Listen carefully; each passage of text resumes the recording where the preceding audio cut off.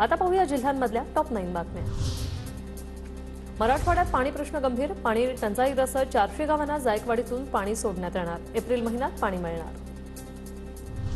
सोलापूरमध्ये तापमान 41.4 डिग्री सेल्सिअसवर येत्या 4 ते 5 दिवसात अधिक तापमान वाढण्याची शक्यता। जळगावात तापमानाचा पारा 41 अंशावर। राजस्थान गुजरातकडून येणारे वारे सक्रिय झाल्यानं तापमानात वाढ। बुलढाण्यात बस चालवताना फोनवर बोलणाऱ्या चालकाचा व्हिडिओ व्हायरल। मेहकर ते बुलढाणा दरम्यानचा प्रवासादरम्यानचा हा प्रकार। प्रवाशाचा जीव धोक्यात घालून फोनवर बोलणाऱ्या चालकावर संताप।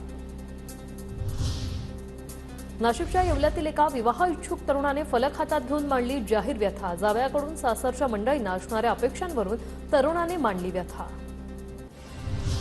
सांगलीत हळदीचे दर वाढले। महिन्याभरात 4 वेळा उच्चांकी दर। हळदीला पुन्हा क्विंटल मागे 70,000चा भाव। भंडारा जिल्ह्यात आजपासून बागेश्वर बाबांचा दिव्य दरबार। 7 दिवस हनुमंत रामकथेचंही आयोजन। लातूर जिल्ह्यातील शिरूर अनंतपाळ तालुक्यात पाणी टंचाई। उष्णता वाढू लागल्याने फळबागा सुकायला सुरुवात। फळबागा वाचवण्यासाठी शेतकऱ्यांचे प्रयत्न सुरू।